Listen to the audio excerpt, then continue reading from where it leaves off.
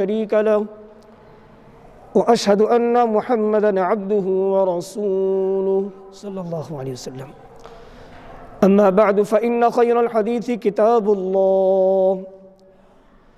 وخير الهدي هدي محمد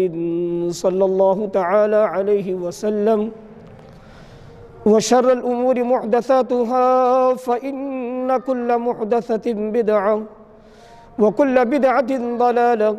وكل ضلالة في النار. من يطع الله ورسوله فقد رشد واهتدى ومن يعص الله ورسوله فقد ضل وغوى. اللهم صل على محمد وعلى آل محمد كما صليت على إبراهيم وعلى آل إبراهيم إنك حميد مجيد. اللهم بارك على محمد وعلى آل محمد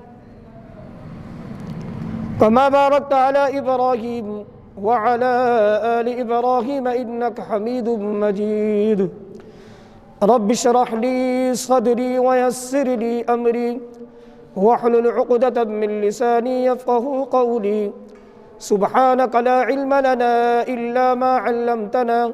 إنك أنت العليم الحكيم. أعوذ بالله السميع العليم من الشيطان الرجيم من همزه ونفخه ونفثه. بسم الله الرحمن الرحيم. يا أيها الذين آمنوا اتقوا الله حق تقاته ولا تموتن إلا وأنتم مسلمون. واعتصموا بحبل الله جميعا ولا تفرقوا. واذكروا نعمة الله عليكم إذ كنتم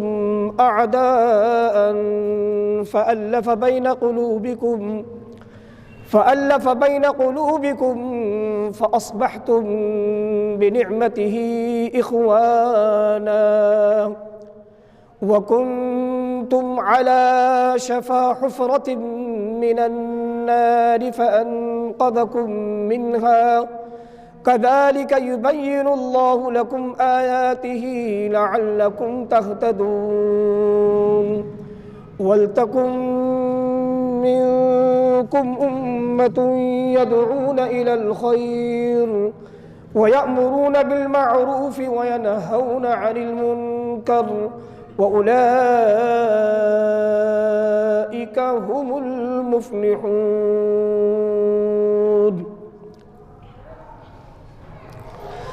وقال النبي صلى الله تعالى عليه وسلم: تركت فيكم أمرين لن تضلوا ما تمسكتم بهما كتاب الله وسنتي.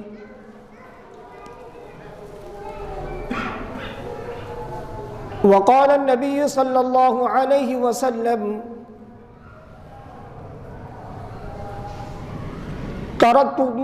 تركت فيكم أمرين لن تضلوا ما تمسكتم بهما كتاب الله وعترتي. وقال النبي صلى الله عليه وسلم: تركتكم على البيضاء ليلها كنهارها سواء.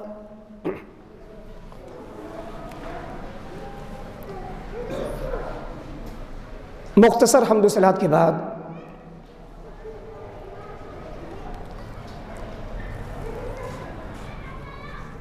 جس موضوع کا آج ہم نے انتخاب کیا ہے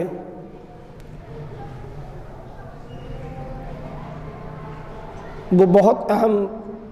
موضوع ہے. وقت اور حالات کے پیش نظر یہ ہم سب کی ذمہ داری ہے، بالخصوص علماء کرام، مواعظین، ذاکرین مجالس، کہ ان سب کی یہ ذمہ داری ہے کہ وہ اس موضوع کو زیر بحث لائے، اور وہ موضوع ہے شیعہ اور سنی کا اتحاد کیسے ممکن ہے، اس کو کس طریقے سے ممکن بنایا جائے۔ اس کے لیے قرآن حدیث کی روشنی ہی میں کچھ نکات انشاءاللہ ہم آپ کے سامنے رکھیں گے، لیکن اس سے پہلے کچھ تمہیدی کلمات آپ کے سامنے ہم عرض کرنا چاہیں گے، کیونکہ جو نکات ہیں وہ مختصر ہے، چند ایک ہے، لیکن اس سے پہلے جو تمہیدی کلمات ہے اس کو سننا، اس کو سمجھنا، یہ سب سے پہلے ہے۔ اور آپ تمام احباب کی توجہ چاہوں گا، اور صرف یہی نہیں کہ اس مسجد میں بیٹھے ہوئے جو نمازی حضرات ہیں یہی وہ ہمارا پیغام سن رہے ہیں، بلکہ انشاءاللہ یہ پیغام بہت دور تک جائے گا، اور پورے وثوق کے ساتھ ہم یہ بات کہتے ہیں کہ بلا تعصبات سے بالا تر ہو کر اگر ہم ان نکات پر، ان باتوں پر غور کریں، اللہ کا ڈر، اللہ کا خوف، اللہ کی محبت، اور جس نبی آخر زماں امام الانبیاء خاتم النبیین محمد رسول اللہ صلی اللہ علیہ وآلہ وسلم سے محبت کا ہم اظہار کرتے ہیں، اس کا بھی تقاضا یہی ہے کہ ان سے سچی محبت کو دل میں رکھتے ہوئے اللہ کی محبت، اللہ کا ڈر، اس کا خوف، تقوی، اور محمد رسول اللہ صلی اللہ علیہ وسلم کی محبت اور اطاعت کو سامنے رکھ کر اگر ہم ان باتوں پر غور کریں تو یہ بات پورے وثوق سے کہی جا سکتی ہے کہ ہمارے اس ملک کے پاکستان میں ہی نہیں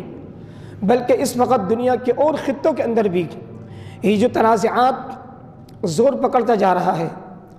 ماضی میں بھی ہم نے دیکھا عراق، پھر اسی طریقے سے شام، مصر، خاص طور پر ایران اور عراق، آپ نے دیکھا کہ ماضی میں اسی وجوہات کی بنا پر، باہمی تنازعات کی بنا پر مسلمانوں کا آپس میں ہی خون بہا، اور ہمارے اس ملک پاکستان کی جو اس وقت صورتحال ہے وہ آپ سب جانتے ہیں کہ ہمارا یہ جو ملک ہے یہ چاروں طرف سے خطرات میں گھرا ہوا ہے، چاہے وہ ہمارے اندرونی معاملات ہو، چاہے ہمارے بیرونی معاملات ہو، ٹھیک ہے نا۔ تو ان سب معاملات میں ایک عجیب صورتحال بنی ہوئی ہے، اور ابھی آپ نے دیکھا تھا کچھ عرصے پہلے، ابھی کچھ چند مہینے پہلے بھی اس ایشو کو اٹھایا گیا، اور ایک ملک میں انارکی سی پیدا ہو گئی، اور حالیہ ابھی 2-4 روز قبل جو سانحہ پیش آیا، سب سے پہلے ہم اس سانحے کی پرزور مذمت کرتے ہیں، اور جن لوگوں نے ان کے ساتھ یہ کیا ہم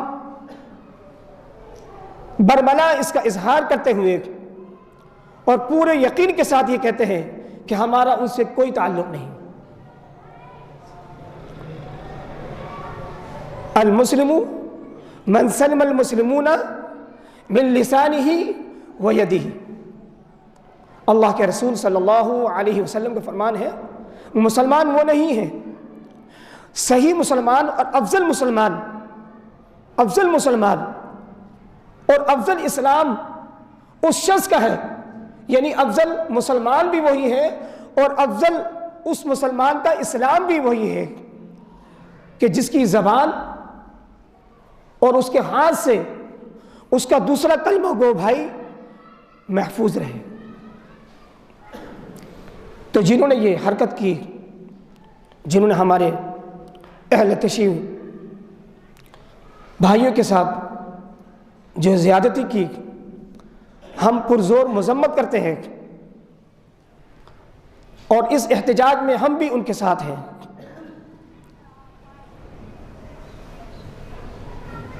یہ ہمارا ملک، یہ ملک پاکستان، اللہ رب العزت والجلال اس کی ہر طرح سے حفاظت فرمائے، آگے سے، پیچھے سے، اوپر سے، نیچے سے، دائیں بائیں، ہر طرف سے اللہ پاک ہمارے اس ملک پاکستان کی حفاظت فرمائے، اس لیے کہ یہ ملک پاکستان کلمے کی بنیاد پر قائم ہوا اور بڑی لازوال قربانیاں ہیں، اور اس قربانی میں کوئی رنگ و نسل کی تفریق نہیں، ٹھیک ہے نا؟ اور اسی طریقے سے ہر زبان بولنے والے اور ہر رنگ و نسل اور ہر طبقے سے رکھنے والے تعلقوں نے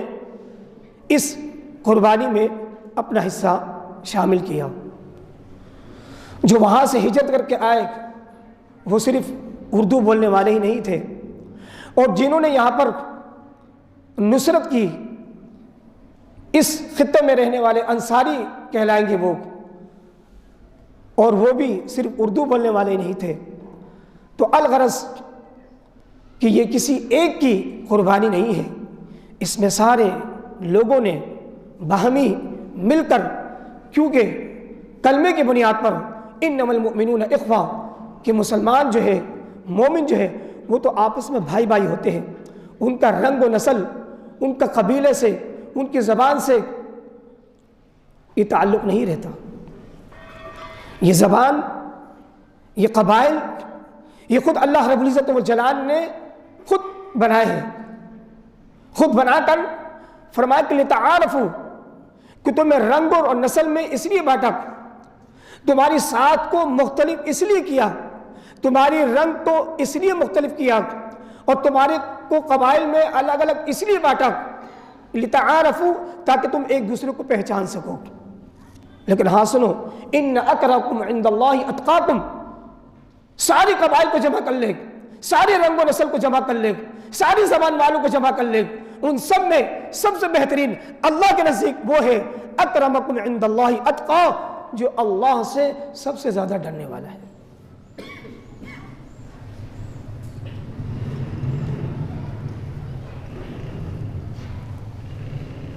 اب جو میں آگے جو نقطہ بیان کرنا جا رہا ہوں کہ شیعہ اور سنی کا اتحاد کیسے ممکن ہو سکتا ہے، اگرچہ ناممکن تو نہیں ہے، لیکن ہاں اتنا ضرور ہے کہ مشکل بہت زیادہ ہے۔ اور ایک اور بات عرض کرتا چلوں یہاں پر، کیونکہ یہ موضوع اتنا اہم ہے، اتنا سینسٹیو ہے کہ اس کو بیان کرنے کے لیے بہت سوچ اور بچار سے کام لینا چاہیے۔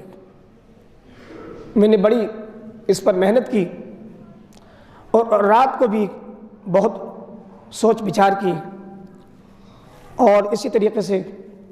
کچھ نقطوں کو سامنے رکھا، بار بار ان باتوں کو دہرایا، اس لیے کہ یہ جو مواعظ ہوتے ہیں، جو علماء ہوتے ہیں، یہ قاضی ہوتے ہیں، یہ فیصلہ کرتے ہیں، یہ فتویٰ دیتے ہیں، لیکن میں ایک طالب علم کی حیثیت سے ان اہل علم کی آراء کو سامنے رکھ کر آپ کے سامنے یوں سمجھے کہ گویا کہ ان کا جو موقف ہے دو طرفہ، شیعہ علماء اور سنی علماء کا جو موقف ہے باہمی اتحاد کے حوالے سے، اس موقف کو ایک طالب علم کی حیثیت سے آپ کے سامنے پیش کرنا چاہوں گا، اس لیے کہ شریعت نے طالب علم کو بھی یہ حیثیت دی ہے، یہ مقام دیا ہے کہ جس نقطے پر اس کو علمی نسبت سے دسترس حاصل ہے تو وہ اس کو بیان کرے، اور وہ اس کے ذمہ دار بھی ہے۔ تو لہذا سب سے پہلے ہاں ایک اور بات کہ سب سے پہلے مادت خواہ بھی ہوں میں، دو طرفہ، چاہے وہ ہمارے اپنے سنی حضرات، ان میں علماء کرام ہے، اور اسی طریقے سے اہل تشیع حضرات میں ان کے علامہ، اور خاص طور پر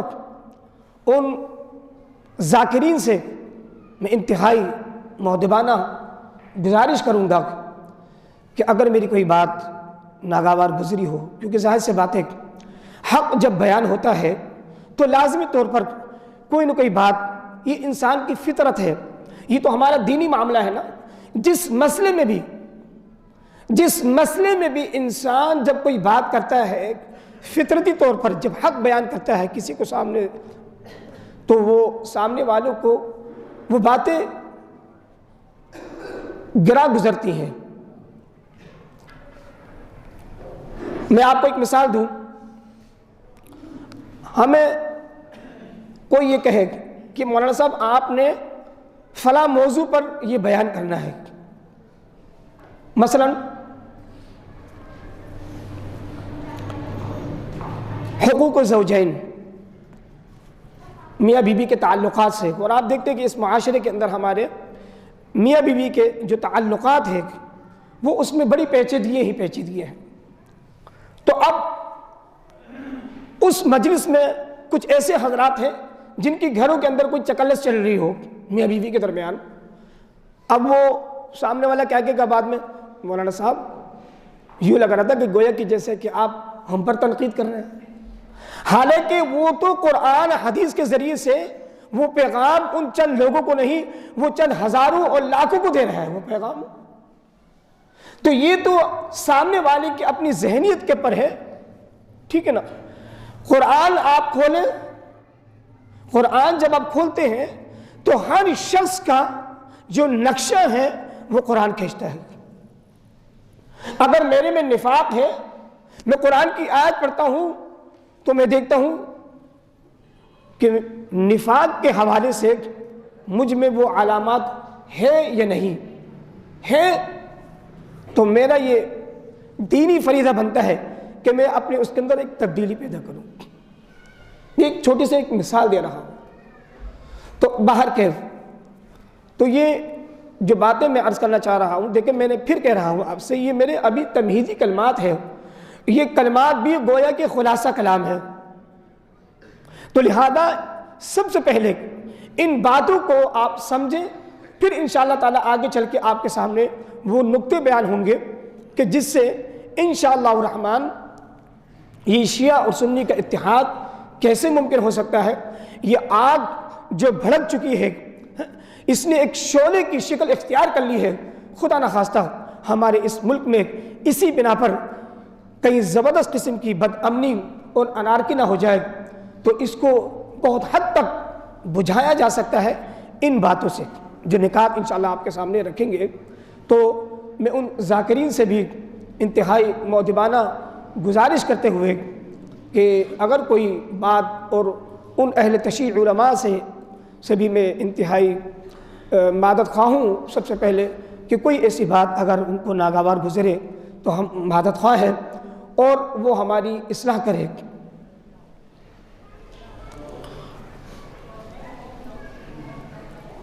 سب سے پہلے تو میں آپ کو اس قرآن کی آیات آپ کے سامنے عرض کرتا چلوں، جو قرآن کی آیات ہے۔ سب سے پہلے ہم نے اللہ کا فرمان رکھنا ہے، اللہ کے فرمان کو سامنے رکھ کر پھر ہم نے کوئی بات بیان کرنی ہے۔ یہ قاعدہ ہے، ایک مسلمان کا شعار ہے، ایک مسلمان کا وتیرہ یہی ہونا چاہیے کہ فَإِن تَنَازَعْتُمْ فِي شَيْءٍ فَرُدُّوهُ إِلَى اللَّهِ وَرَسُولِهِ، کہ اے مسلمانوں تمہارے درمیان کسی بھی قسم کا، چاہے گھریلو تنازعات ہو، چاہے خاندانی تنازعات ہو جائے، چاہے کاروباری معاملات میں دو پارٹنر ہیں اور خرید و فروخت کے معاملے میں دکاندار اور گاہک ہے، اختلاف ہوتے نا، چاہے میاں بیوی کے درمیان اختلاف کا معاملہ ہو، چاہے سیاسی بنیاد پر، چاہے مذہبی بنیاد پر، ٹھیک ہے نا، کسی بھی طریقے کا کیسے بھی،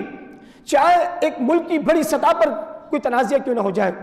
چاہے چھوٹا ہو چاہے بڑا ہو، تنازعات کیسے بھی ہو، فَإِن تَنَازَعْتُمْ فِي شَيْءٍ کسی بھی معاملے میں کوئی تنازع ہو جائے۔ اب یہ جو تنازع ہوا شیعہ اور سنی کا، یہ تنازع کوئی نیا نہیں ہے، یہ بہت پرانا ہے، یہ سالوں سے چلا آ رہا ہے تنازع، لیکن اس کو طے کس طرح کرنا ہے، اس کو حل کیسے کرنا ہے؟ فی شیء فردوہ الی اللہ والرسول، تم اس کو لوٹا دو اللہ اور اس کے رسول صلی اللہ علیہ وآلہ وسلم کی طرف۔ اور کلمے کا تقاضا بھی یہی ہے، لا الہ الا اللہ محمد الرسول اللہ صلی اللہ علیہ وسلم۔ جب آپ نے اقرار کر لیا ہے کہ بندگی کے لائق اللہ کی ذات کے علاوہ کوئی نہیں ہے، وہی ہمارا حاجت روا ہے، وہی ہمارا مشکل کشا ہے، قربانی بھی اسی کے لیے ہے، اسی کے لیے جینا ہے، اسی کے لیے مرنا ہے، یہ سب کچھ آپ نے عہد کر لیا ہے اس لا الہ الا اللہ میں، تو پھر آگے کیا ہے؟ محمد الرسول اللہ۔ اب ہماری پوری کی پوری زندگی جو ہے، ہمارا چلنا پھرنا، اٹھنا بیٹھنا، کھانا پینا، شادی، ازدواجی تعلقات ہو، معاشرت ہو، معیشت ہو، معاملات ہو، کچھ بھی ہو، ان سب میں طریقہ کیا ہوگا؟ محمد رسول اللہ صلی اللہ علیہ وآلہ وسلم اور خلفاء راشدین۔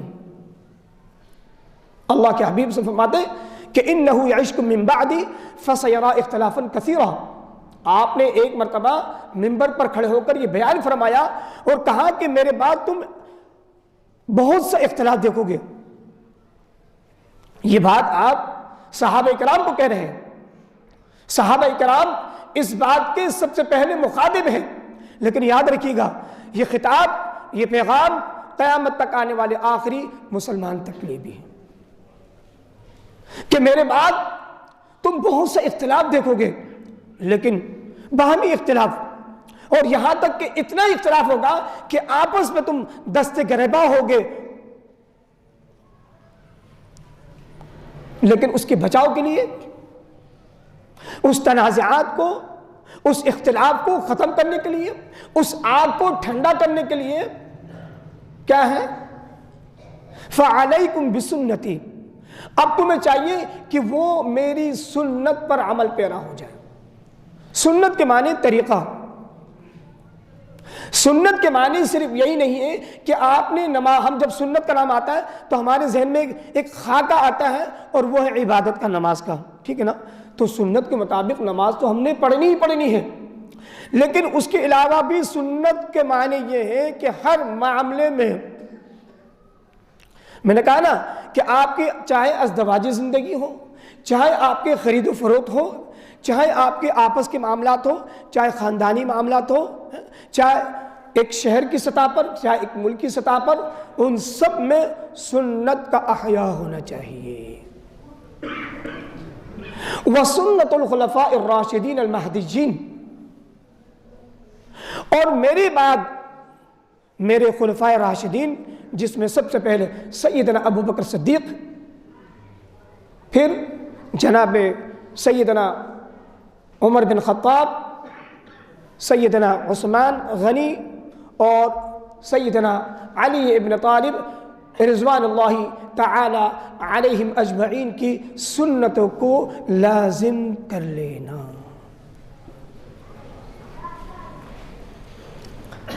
اللہ اکبر۔ اب آتے ہیں، جب ہم نے سن لیا کہ تنازعات کو حل کرنے کے لیے یہ فارمولہ ہے، اب مزید جو نکتے ہیں وقت اور حالات کے تحت اس کو کس طریقے سے ہینڈل کرنا ہے، تو میں آپ کے سامنے سب سے پہلے جو مخاطب ہوں تو میں سب سے پہلے اہل تشیعوں کے ان ذاکروں سے مخاطب ہوں میں، پھر انشاءاللہ تعالی ہم اپنے سنی جو علماء ہیں اور جو مواعظین ہیں ان سے بھی، کہ کہاں کہاں ہم سے غلطیاں ہو رہی ہیں۔ دونوں طرف غلطیاں ہیں، یاد رکھیے گا، دونوں طرف غلطیاں ہیں۔ عوام الناس کے حوالے سے غلطیاں یہ ہیں کہ دونوں ایک دوسرے پر کفر کا فتویٰ لگاتے ہیں،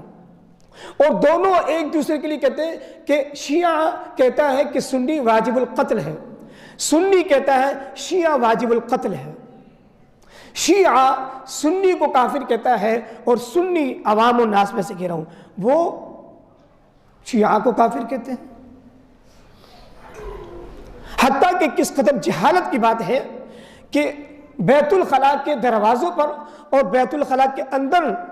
یہ لکھا ہوا ہم نے دیکھا ہے کہ کافر کافر شیعہ کافر، اور جو نہ مانے وہ بھی کافر۔ اب آپ ذرا غور کیجئے میرے محترم میرے عزیز، وہ کلمہ گو ہیں، وہ بھی لا الہ الا اللہ محمد الرسول اللہ پڑھتے ہیں، ارکان خمسہ پر ان کا ایمان ہے، کلمہ، نماز، روزہ، زکوٰۃ، حج، یہ ارکان خمسہ، تو لہذا کفر کا اطلاق کیسے آ گیا ان پر؟ ٹھیک، تو بہرحال وہ باتیں میں بعد میں کروں گا۔ اب آتا ہوں میں سب سے پہلے، اور ایک بات اور معذرت کے ساتھ، بہت معذرت کے ساتھ، آج اگر 2-4 منٹ تھوڑا لیٹ ہو جائے تو معافی چاہوں گا، کیونکہ ابھی آپ دیکھ رہے ہیں کہ یہ بہت تازہ مسئلہ ہے، تو لہذا یہ ایک وعظ و نصیحت میں اگر کچھ تھوڑا سا طول ہو جائے تو اس کے لیے بھی معذرت خواہ ہوں۔ تو سب سے پہلے ہم اہل تشیع کے اہل علم علماء سے نہیں، ہمارا شکوہ ان کے علماء سے نہیں ہے، شکوہ بھی نہیں ہے یہ، بلکہ یہ ایک پیغام ہے، ایک میسج ہے، ایک نصیحت ہے دردمندانہ، ایک مسلمان ہونے کے ناطے ایک مسلمان کے لیے یہ ایک دردمندانہ نصیحت ہے ان ذاکروں کے لیے کہ جو منبر پر بیٹھ کر، حالانکہ دیکھیں ذاکر بھی کوئی بیان کرتا ہے جس جگہ پر تو وہ بھی منبر رسول ہے، تو منبر پر بیٹھ کر وہ باتیں کہنا، اور میں اپنی طرف سے نہیں کہنے جا رہا ہوں، یاد رکھیے گا، ان کے ذاکرین جو باتیں اختلافی کرتے ہیں اور جو زوجہ رسول جس مومنہ کی نسبت محمد رسول اللہ صلی اللہ علیہ وسلم سے ہو جائے، آپ کی زوجہ ہو جائے، اور اس کے لیے کوئی اگر غلط الفاظ کہے، اور ایسے الفاظ یقین جانیے کہ کسی ایک غیر، یعنی ایک جس کو کہتے ہیں کہ ایک ادنا مسلمان عورت کو بھی یہ زیب نہیں دیتا کہ ہم ان کو بھی اس الفاظ سے ان کو جو ہے وہ پڑھیں۔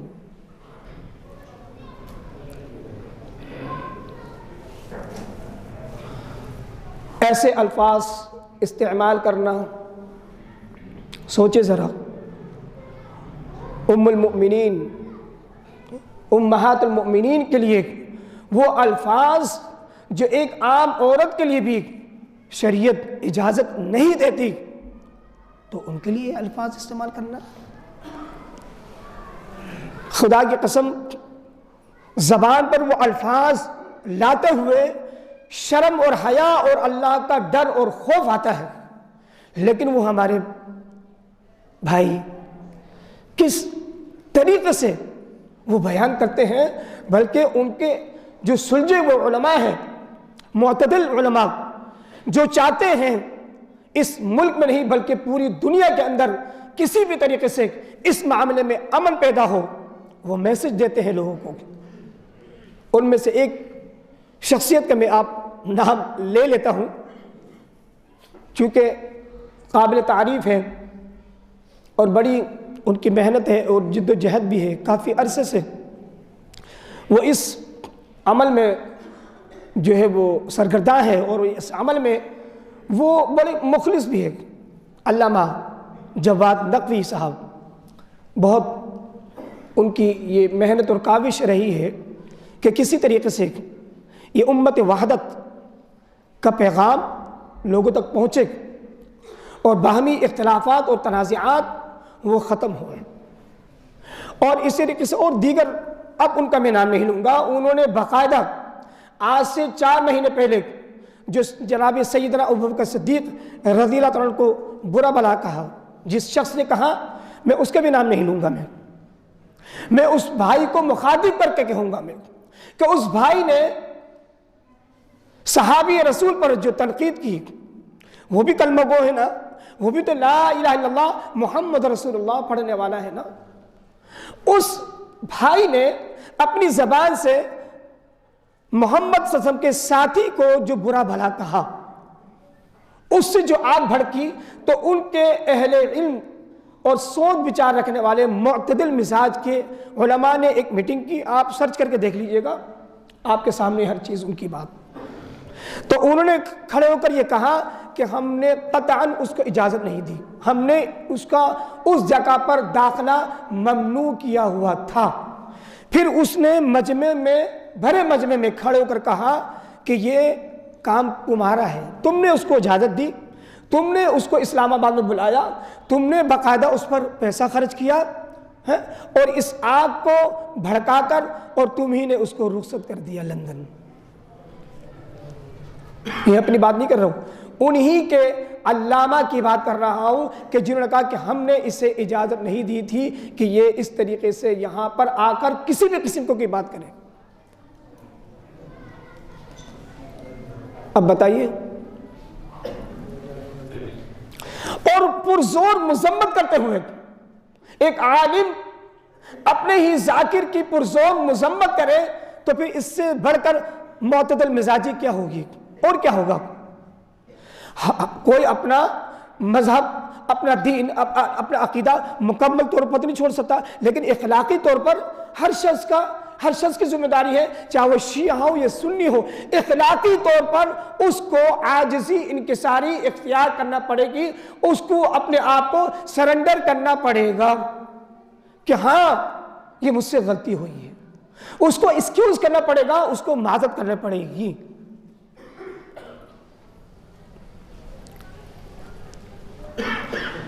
دوسرا ایک اہم مسئلہ ہے، یہ تو لعن طعن کی بات ہوگی نا۔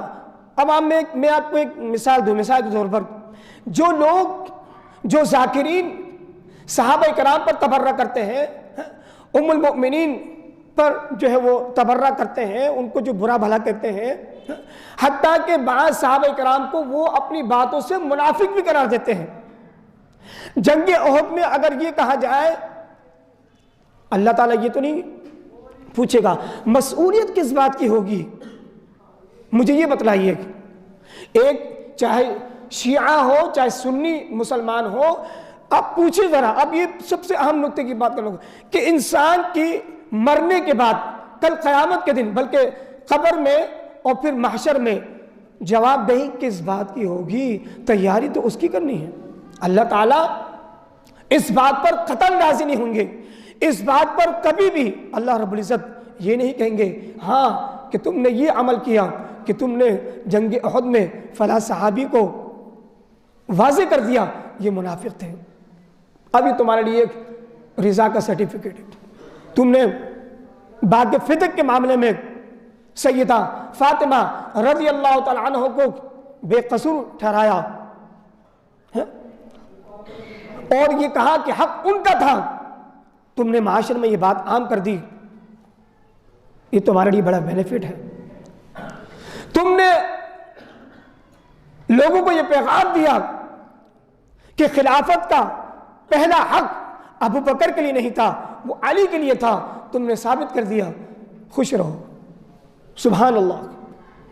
اور میری رضا تم کو حاصل ہو گئی۔ اللہ تعالیٰ یہ نہیں کہیں گے؟ یہ مسئولیت، یہ جواب دہی قبر میں اور محشر میں یہ نہیں ہوگی۔ یاد رکھیے گا، جو کام ہم کرتے ہیں منبر پر کھڑے ہو کر، اگر ہم ایک دوسرے کا فتویٰ لگاتے کافر کا، تو مجھے بتائیے کہ یہ اللہ کی رضا کا باعث ہے؟ یا اللہ خوش ہوتے ہیں؟ اگر ہم کسی شیعہ کو کھڑے ہو کر منبر پر یا باہر کافر کہتے ہیں تو کیا اس بات سے اللہ پاک راضی ہوں گے؟ کوئی شیعہ کسی مسلمان کو، سنی مسلمان کو یا عالم کو قتل کرتا ہے یا اس کو کہتے ہیں کہ واجب القتل ہے، تو کیا حقیقت میں اس کے لیے اس کا خون حلال ہے؟ علمی نظر سے ہاتھو برہانکم ان کنتم صادقین، اگر تم اس معاملے میں سچے ہو تو برہان پیش کرو۔ کسی صحابی کو منافق گرداننا اور یہ معاشرے میں عام کرنا یہ اللہ کی رضا کا باعث ہے، تو ہاتھو برہانکم ان کنتم صادقین، دلیل پیش کرو۔ زوجہ رسول کو معاذ اللہ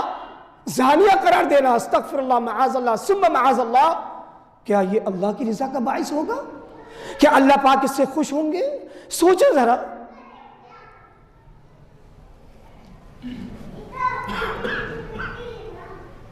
تو جب یہ باتیں ہوں گی تو پھر کیا ہوگا؟ پھر ظاہر سے باتیں، کسی اولاد کے سامنے اس کے باپ کو پیٹ پیچھے یہ سامنے اگر کوئی برا بھلا کرے تو بتائیے کہ اس کا ریئیکشن کیا ہوگا اس کو؟ اگر ایک مہذب شخص بھی ہوگا نا، وہ اولاد جو مہذب اور پڑھی لکھی با ادب بھی ہوگی تو وہ کیا کرے گی؟ بے ادب بن جائے گی۔ تو آج یہی ہو رہا ہے، ہمارے اس خطے کے رہنے والے یقین جانیے انتہائی با ادب لوگ تھے، با عمل لوگ تھے، لیکن ان کو بے ادب اور بے عمل اسی آپس کی چکلس نے اور اس کی آپس کے تنازعات نے، شیعہ سنی فسادات کی وجہ سے آگ کو بھڑکا کر معاشرے کے اندر ایک عجیب انارکی پیدا فرما دی۔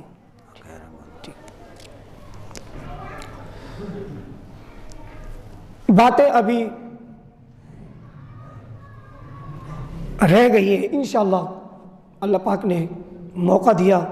تو انشاءاللہ اس گفتگو کو ہم مکمل کریں گے۔ تمہید کے بعد جو نکتے میں نے سامنے بیان کیے یہ تو ابھی شروعات ہی تھی، ابھی تو دوسری طرف بھی آنا ہے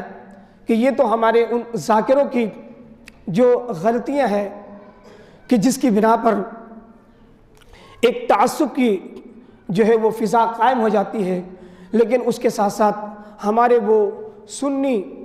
حضرات جس میں یقیناً جو ہمارے خاص طور پر میں علماء کو تو نہیں کہوں گا، میں پھر کہوں گا دونوں طرف کے جو اہل علم ہیں ان سے یہ عمل نہیں ہوتا۔ میرے جیسے کم علم اور طالب علم کھڑے ہو کر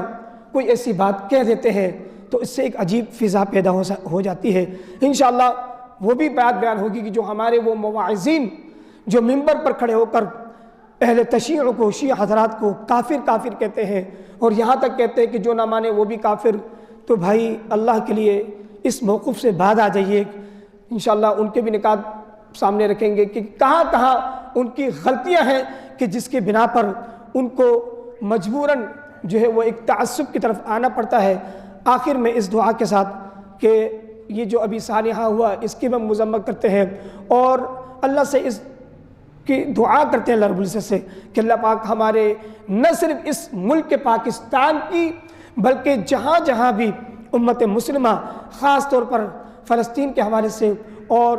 عراق کے حوالے سے اور شام کے مسلمان کے حوالے سے اور پھر اسی طریقے سے برما کے مسلمان، کشمیر کے مسلمان، افغانستان کے مسلمان، یہ جہاں جہاں بھی ایک عجیب صورتحال پیدا ہو چکی ہے، اغیاروں کا تسلط ہم پر قائم ہو چکا ہے۔ آخری بات کہہ کے ختم کر رہا ہوں، یقین جانیے اللہ کی قسم آج جو مسلمان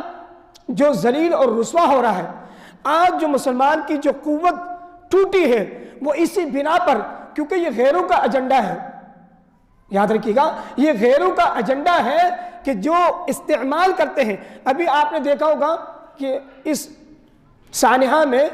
ایک نام آیا ہے کسی تنظیم کا، میں وہ بھی نام نہیں لوں گا، لیکن میں یہ بھی بتلا دوں